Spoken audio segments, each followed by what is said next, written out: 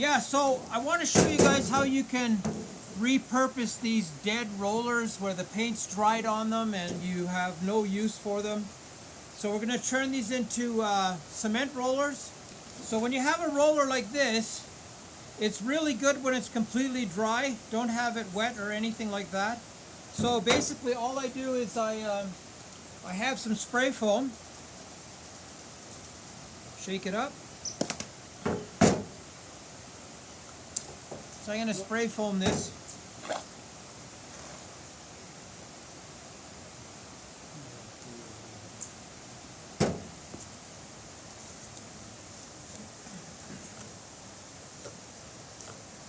Then you just work it in nicely. It will go into all the little crevices.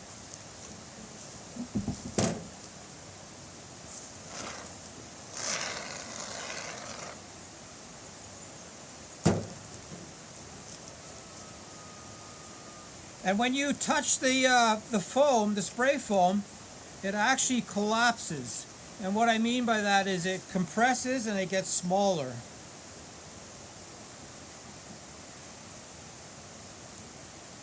And make sure you work on an area where you can clean it up easily on a piece of plastic or something, because this is nasty stuff.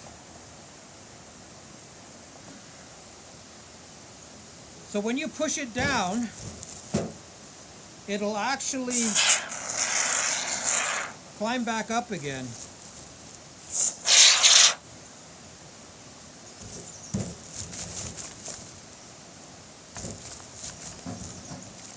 But I also like to use a mechanical process of pushing it into the roller. Okay, so I have absolutely everything covered. You can peel it back off the plastic. Find spots that don't have a lot of material.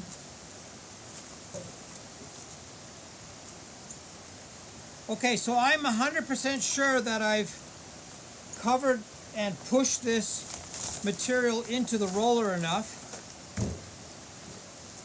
So I'm going to show you the next stage.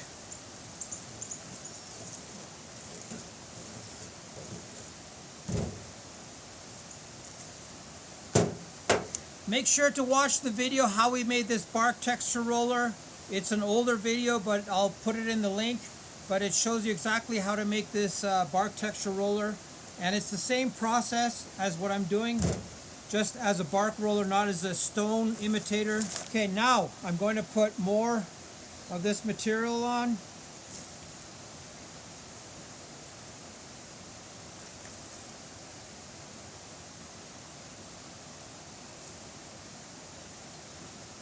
And I'm sticking foam to foam so it sticks really well.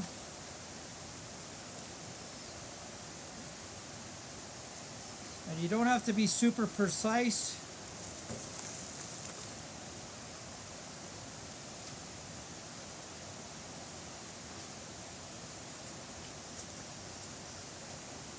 Yeah, the only thing left for us to do is to wait 24 hours for this foam to dry really hard. Yeah, so this is 24 hours later. I waited a little bit longer. It dries really fast, but I wanted it super strong. So all I do now is I come back and I make my shape.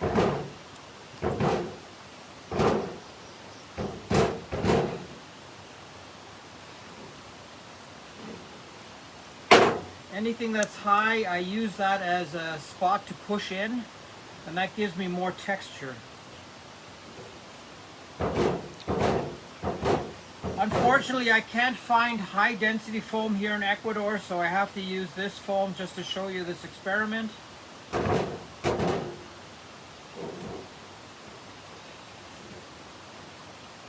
Okay, so I'm almost happy with that.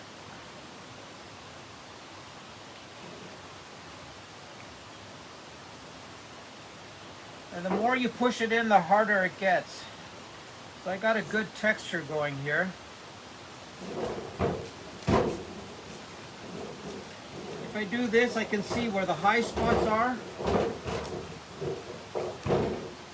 I can work them in a bit deeper, just so there's more texture. Okay, I'm good with that. A little bit there, a little bit here. Put this in a bit. Okay, so I have these, every country has this. It's like a rubber leak flexible sealant. It will protect this from the cement, so the cement can't touch the styrofoam. So I'm going to seal it.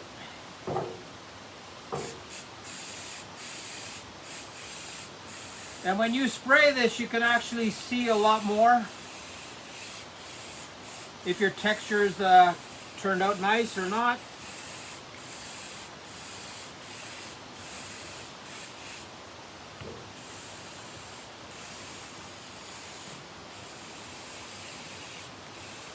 This sealer goes hard and it's waterproof. This is for waterproofing complicated situations.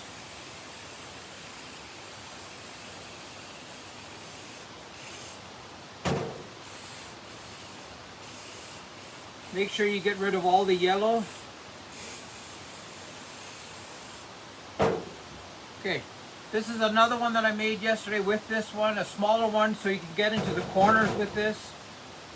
So I'm going to put another coat on this.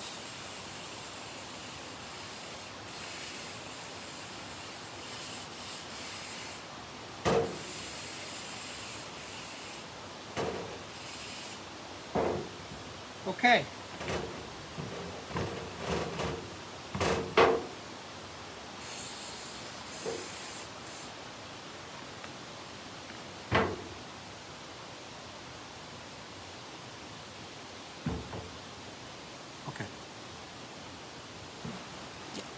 So what I'm going to do next is I'm going to let these two guys dry out completely.